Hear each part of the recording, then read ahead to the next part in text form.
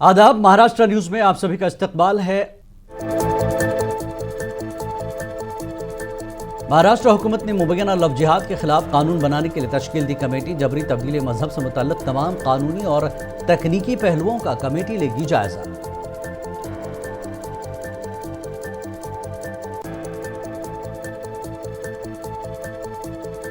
संजय राउत ने मुबैना लव जिहाद पर कमेटी की तश्कील पर हुकूमत को बनाया तनकीद का निशाना, करार दिया माहौल खराब करने की कोशिश। अबू आसिम ने कहा कि मुसलमानों को परेशान करना है मकसद।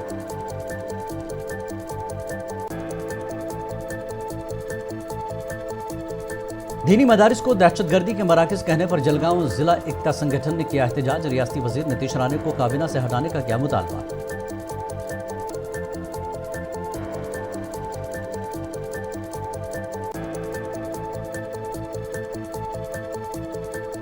मुंबई पुलिस के इख्तिसादी जराइम विंग ने न्यू इंडिया कोऑपरेटिव बैंक के जनरल मैनेजर हितेश मेहता को हिरासत में लिया। 122 करोड़ रुपए का घोटाला।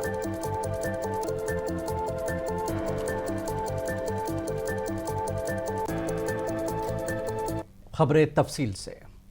अब महाराष्ट्र की महायुति हुकूमत ने भी मुबैना लव जिहाद के खिलाफ कानून बनाने की तरफ पेशकदमी कर दी है। महाराष्ट्र डीजीपी की क़यादत में रियासती हुकूमत ने एक कमेटी तश्कील दी है।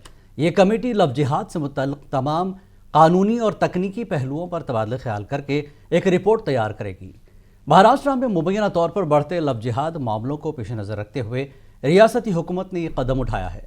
इसके लिए रियासती हुकूमत ने डीजीपी की सदारत में खुसूसी कमेटी तश्कील दी है। ये कमेटी रियासत के मौजूदा हालात का मुताला करेगी और लव जिहाद, धोखाधड़ी, जबरी मजहब तब्दीली के खिलाफ एक मसवदा तैयार करेगी। इस तरह महाराष्ट्र लव जिहाद के कानून बनाने वाली मुल्क की 10वीं रियासत बन जाएगी। अब तक मुल्क की 9 रियासतों में लव जिहाद के खिलाफ कानून बन चुके हैं। ये रियासतें उत्तर प्रदेश, हरियाणा, हिमाचल प्रदेश, गुजरात, झारखंड, मध्य प्रदेश, उत्तराखंड, उड़ीसा और छत्तीसगढ़ हैं।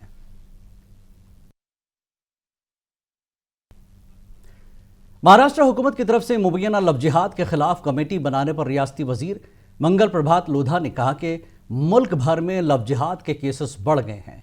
जब कोई लव जिहाद को ख़त्म करने की कोशिश करता है तो रईस शेख जैसे लोग उसकी मुखालफत करते हैं। क्या लव जिहाद की हौसला अफजाई करने की कोशिश कर रहे हैं? मंगल प्रभात ने कहा कि वो इस कमेटी की तश्कील के लिए वज़ीर आला देवेंद्र फडणवीस का शुक्रिया अदा करते हैं। ऐसा है कि पूरे देश में लव जिहाद की घटनाएं बहुत बढ़ गई है और खास करके महाराष्ट्र, मुंबई के अंदर जो पिछले कई समय की घटनाएं हैं, मैं आपको लिस्ट पढ़ के सुनाना चाहता हूं। श्रद्धा बालकर, आफ्ताब अमीन ने इसके 56 टुकड़े किए। रूपाली चंदन सिवे चेंबूर में रहती थी, इकबाल शेख ने इसको मारा। पूनम क्षीरसागर मानखुर्द में रहती थी, निजाम खान ने इसका मर्डर किया। यशस्वी शिंदे, दाऊद शेख ने मर्डर किया। सोनम शुक्ला मलाड में रहती थी, साजिब अंसारी ने मर्डर किया। ये 5 बड़े लव जिहाद के रिपोर्टेड केसेज पिछले 1 साल के हैं। अनरिपोर्टेड केसेज की तो मैं लिस्ट में भी नहीं जाना चाहता हूं। और मेरा कहना है कि जब लव जिहाद को रोकने के लिए कोई प्रयास करता है, मैंने विधानसभा के अंदर इसके बारे में चर्चा लाई थी जब मेरे पास महिला बाल विकास मंत्रालय था, तो रईस शेख जैसे आमदार खड़े हो जाते हैं और मेरे ऊपर कोर्ट में उन्होंने केस किया कि इन्होंने गलत फिगर दिए। यह लव जिहाद को बढ़ावा देना चाहते हैं क्या? और अब ये 5 मैंने बड़े केस बताए, ऐसी जो 50 सैकड़ों बच्चियों के साथ में जो अत्याचार हुआ है उनकी। शिवसेना यूबीटी के रुकने पार्लियामेंट संजय राउत ने मुबैना लव जिहाद पर कमेटी की तश्कील पर हुकूमत को तनकीद का निशाना बनाया। उन्होंने कहा कि ऐसा करके माहौल खराब करने की कोशिश की जा रही है। मुल्क में जो विचारधारा बन रही है वो हिंदुत्व की नहीं है। वोटर लिस्ट में घोटाला करके चुनाव जीते हैं, तो या ऐसे उनके दिमाग में लोग ऐसी बातें आती है। जो लोग विकास का नारा देते हैं वो विकास पर बात कर। पूरे देश में जहां जहां बीजेपी की सरकारें हैं, यहाँ ये कन्वर्जन, लव जिहाद, ऐसी बातें उछाल कर माहौल खराब करने का ये काम ये लोग करते हैं। आप मुझे बताइए, ये कौन तय करेगा लव जिहाद है या नहीं, या हो रहा है या नहीं हो रहा है? ये 2-4 लोग जो जाकर जो भाषण माफिया है सरकार के, मैं उनको भाषण माफिया कहता हूँ, ये भाषण माफिया तय करेंगे लव जिहाद है, ये है, ये वो है। ये लोगों ने देश का माहौल पूरा बिगाड़ दिया है। लोगों को लगता है, अच्छे लोगों को लगता है ये देश रहने लायक नहीं रहा है, इतने हमारा संस्कार, इतनी हमारी संस्कृति, इतना हो जो हमारा कल्चर, हाँ, एक दूसरे को साथ लेकर देश के विकास करने की बात हम करते थे। लेकिन ये जो एक विचारधारा इस देश में बनी है, ये हिंदुत्ववादी विचारधारा नहीं है। कांग्रेस लीडर हुसैन दलवाई का कहना है कि हमारा आइन हमें किसी भी मजहब की पैरवी करने या किसी भी मजहब की पैरवी न करने की इजाजत देता है। दलवाई ने कहा कि महाराष्ट्र हुकूमत को यह फैसला करने का हक नहीं है कि कौन किससे शादी करे।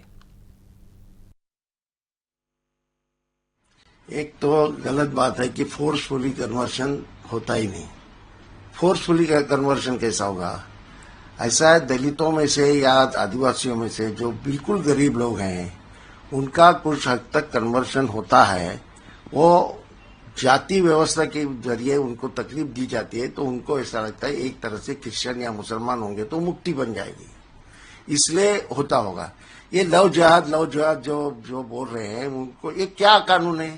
कानून में इसमें कोई ये नहीं। हमारे संविधान में आप कौन से भी रिलीजन फॉलो कर सकते हैं। इतना ही नहीं, आप बिना कोई भी रिलीजन न पालने वालों को भी यहाँ उतना ही स्थान है। ये देश रिलीजियस देश नहीं है, ये देश सेक्युलर है। यहाँ अलग अलग जाति के लोग, अलग अलग धर्म के लोग, अलग अलग रीजन के लोग, अलग अलग भाषा के लोग, अलग अलग वंश के लोग यहाँ रहते हैं और सब एक है। उनको क्यों आप बिगाड़ रहे हो? कुछ जरूरत नहीं। ये जानबूझ के उनको हमेशा, एक तो अभी जो कमेटी की है, मैं कमिश्नर जो चेयरमैन है उनको पूछना चाहता हूँ, आपके पास ऐसी कितनी केसेस आई हैं? एक कोई लेडी है आरएसएस की, वो कहती है बहुत सारे केसेस आए, लेकिन एक भी केस वो बता नहीं पाई। तो ये समाजवादी पार्टी के रुकन असेंबली अबू आसिम आजमी ने जबरी मजहब तब्दीली कानून के लिए कमेटी की तश्कील पर कहा कि ये मुसलमानों को परेशान करना चाहते हैं। उन्होंने कहा कि आइन में इसकी गुंजाइश है कि हर कोई अपनी मर्जी से किसी भी मजहब पर अमल कर सकता है।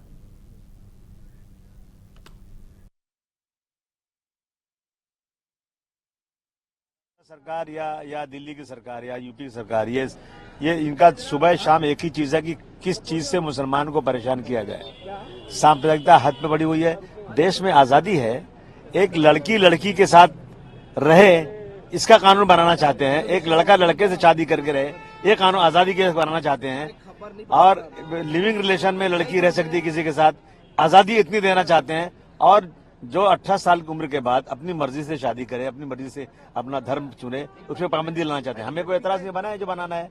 हाँ, बहुत सारी मुस्लिम लड़कियां भी हिंदुओं के साथ जा रही हैं या हिंदू से शादी कर रहे हैं, हिंदू बन रही हैं। बहुत सारे लोग हैं, बहुत से हिंदू मुस्लिम बन रहे हैं। तो ये तो संविधान ने राइट दिया हुआ है। अगर इनको संविधान बदली करना है तो बदली करने, हमें कोई एतराज नहीं। वो करें तो कुछ नहीं। उनके लोग जो है सुबह शाम जो है मुसलमानों के खिलाफ बोलते हैं, मस्जिद में घुस के मारेंगे, हम जो है तबलीग जमात पर बैंड लगा देंगे, मस्जिदों मदरसों को बंद कर देंगे, तो कोई केस नहीं होता है। भाई ठीक है, जो भी गलत करता है उस पर पार्टी वाइज नहीं, धर्म वाइज नहीं, उस पर केस होना चाहिए। लेकिन ये जानबूझ करके ना ये लोग मुसलमानों को या ऐसे लोगों को छेड़ रहे हैं जो उनके खिलाफ। वहीं बीजेपी लीडर कृत सोमैया का कहना है कि महाराष्ट्र में जारी गुंडागर्दी को रोकने के लिए जबरी मजहब तब्दीली कानून जरूरी है, क्योंकि नौजवान लड़कियों का इस्तेहसाल हो रहा है।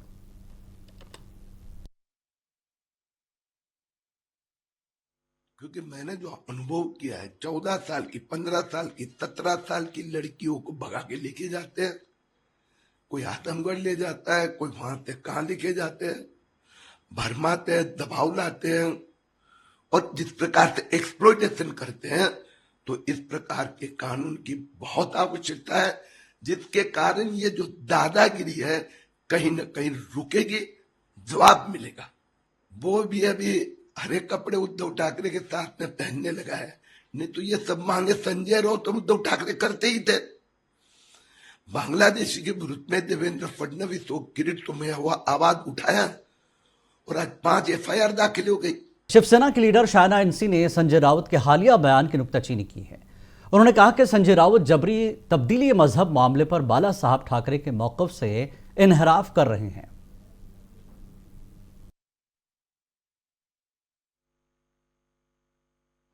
एक कंप्लेंट बॉक्स है जिनका नाम है संजय राउत। हर सुबह वो चालू करते हैं। आज उन्होंने कहा कि सरकार वोट नहीं मांगती है काम के आधार पे। इलेक्शन जो होता है वो फ्रॉड के तरफ होता है। इलेक्शन कमीशन अपना काम नहीं कर रहे हैं, लोग पैसा दे रहे हैं। आप कितने कंप्लेंट करेंगे? ये समझ लीजिए कि जहां एनडीए की सरकार है वहां काम के आधार पे लोग वोट करते हैं।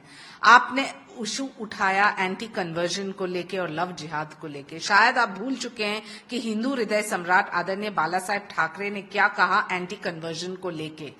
जो कोई यूएस जाता है, प्रधानमंत्री वहां जाते हैं, वहां भी आपको आपत्ति होती है। आप कहते हैं कि क्या फायदा भारत को। अरे सबसे बड़े गुनेगार 26/11 के आतंकवादी हमले को एक्स्ट्राडाइट कर रहे हैं। ये बड़ी बात नहीं है आपके लिए मिस्टर संजय राउत। शायद कोई कुंभ मेला में जाएं तो वहां भी आपको आपत्ति। आप कहते हैं कि क्यों गए। पापों का प्रायश्चित आपको करना चाहिए, कुंभ जाके डुबकी मार के। एनसीपी एससीपी रुकने पार्लियामेंट सुप्रिया सुले का कहना है कि महाराष्ट्र की माशी हालत ठीक नहीं है और रियासत पर कर्ज का बोझ आयद हो रहा है। उन्होंने कहा कि फडणवीस को इस अहम मौजू पर तवज्जो मरकूज करनी चाहिए।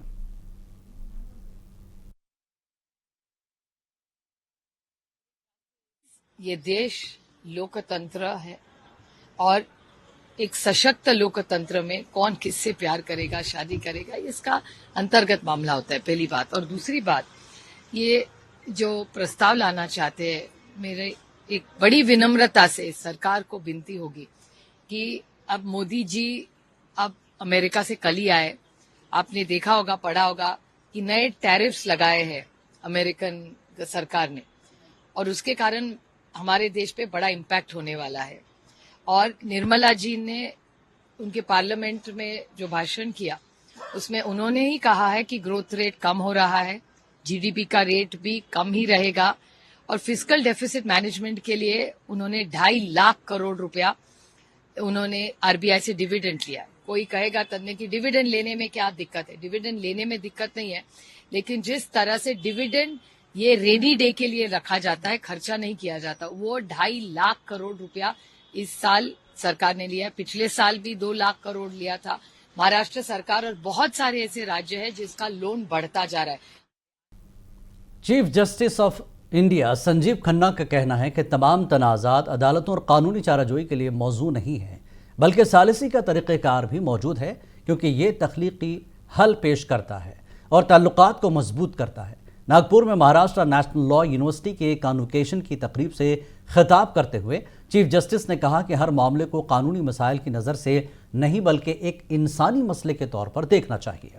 उन्होंने कहा कि हिंदुस्तानी कानूनी इमदाद का ढांचा दुनिया में सबसे मजबूत है, जहां तमाम स्टेक होल्डर्स को मदद फराहम की जाती है। For solutions has to be more flexible. The road to justice itself cannot be a hurdle to achieve it. Not all disputes are suited for courtroom litigation or even arbitration. Mediation is the mode for redressal that offers us more than just dispute resolution. It opens doors to creative solutions beyond simple yes or no answers. By choosing this path, we not only resolve conflict efficiently, but also strengthen relationships between people and businesses. I urge you to think beyond the convention and broaden your horizons to make justice delivery cost-effective and time-bound.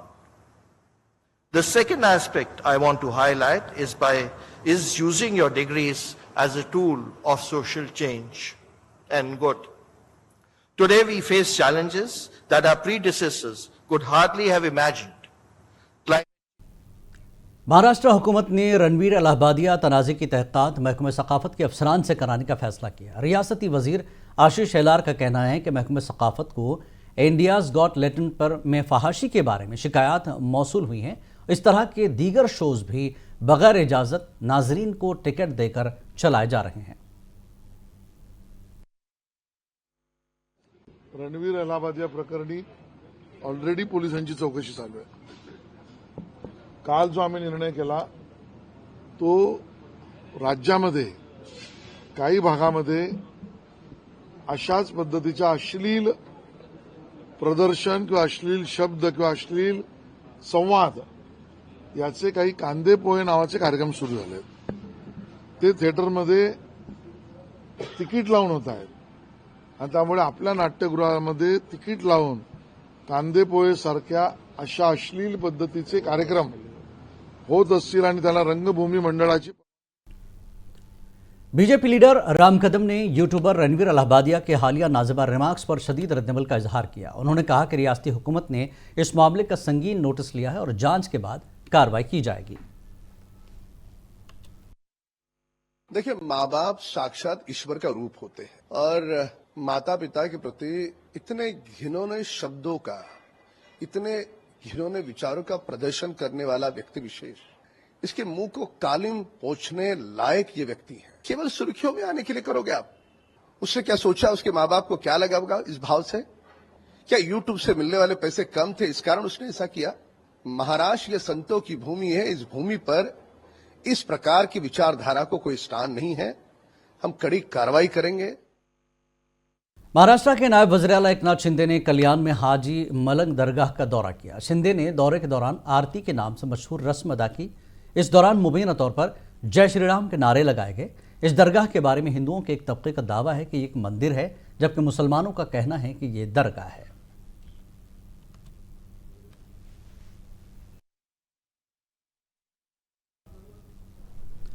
Maharashtra के वजीर नीतीश राणे ने हाल ही में अपने एक बयान में दीनी मदारिस को दहशतगर्दी के मराकज़ करार दिया था. नीतीश राणे के इस बयान के खिलाफ जलगांव में डिस्ट्रिक्ट मजिस्ट्रेट के दफ्तर के बाहर जलगांव जिला एकता संगठन ने एहतजाज किया. मुजाहिरीन ने कहा कि नीतीश राणे के इस बयान से मुसलमानों के जज्बात को ठेस पहुंची है. उन्होंने नीतीश राणे को काबीना से हटाने का हुकूमत से मुतालबा किया.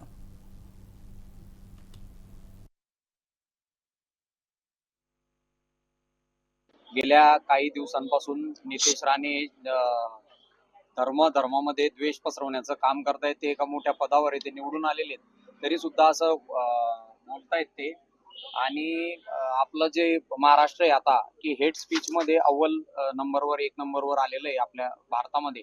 ज्या महाराष्ट्राची ओळख पुरोगामी प्रगत महाराष्ट्र म्हणून आहे आणि जे श्रीमंत राज्य म्हणून भारतात ओळखलं जातं, त्या राज्यामध्ये आपल्याला दुर्दैवाने नितेश राणे हे महाराष्ट्राचा गोबरपट्टा करत आहेत आणि अतिशय वाईट. आणि दररोज त्यांचे असे स्टेटमेंट चालू आहे. आता मी स्वतः हिंदू आहेत, मी हे मुस्लिम बांधव आहेत, पण इथं संविधानाने आम्ही फक्त भारतीय नागरिक आहोत आणि हा अधिकार आम्हाला दिलेला आहे. इथे आमच्यामध्ये कोणताही द्वेष किंवा अशी भावना नाहीये.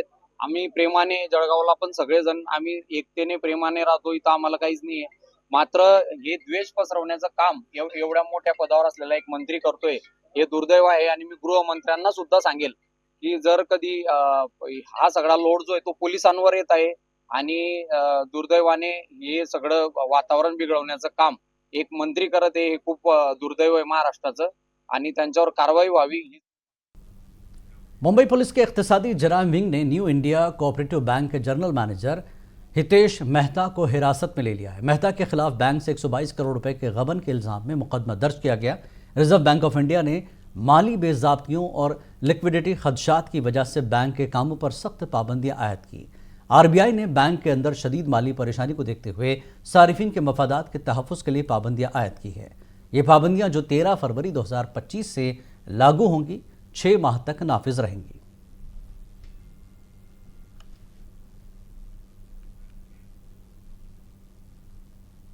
महाराष्ट्र में मुश्तबा और तस्दीक शुदा जीबीएस के केसेस की तादाद 207 तक पहुंच गई है. तस्दीक शुदा केसेस की तादाद 180 हो गई है, जिनमें से 20 वेंटिलेटर पर हैं. अगरचे रियासती हुकूमत के मुताबिक सरकारी तौर पर मरने वालों की तादाद 8 पर बरकरार है. कोल्हापुर से इस बीमारी से एक मुश्तबा मौत की इतला मिली. जीबीएस के दौरान मरीज के मदाफियती निज़ाम पर हमला होता है.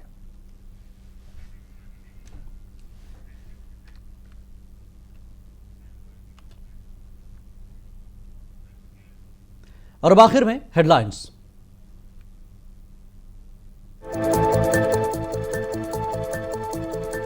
महाराष्ट्र हुकूमत ने मुबैना लव जिहाद के खिलाफ कानून बनाने के लिए तश्कील दी कमेटी. जबरी तब्दीली मजहब से मुतल्लिक तमाम कानूनी और तकनीकी पहलुओं का कमेटी लेगी जायजा.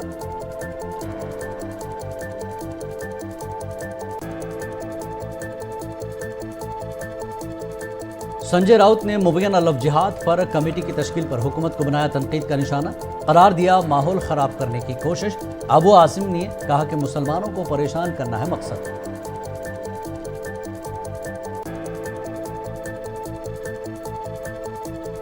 दीनी मदारिस को दहशतगर्दी के मराकज कहने पर जलगांव जिला एकता संगठन ने किया एहतजाज। रियासती वजीर नीतीश राणे को काबीना से हटाने का किया मुतालबा।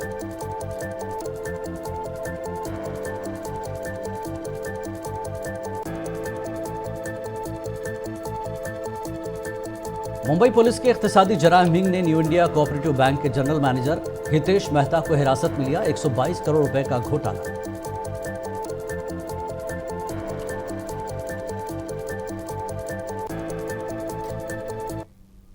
महाराष्ट्र न्यूज में फिलहाल इतना ही। आदाब।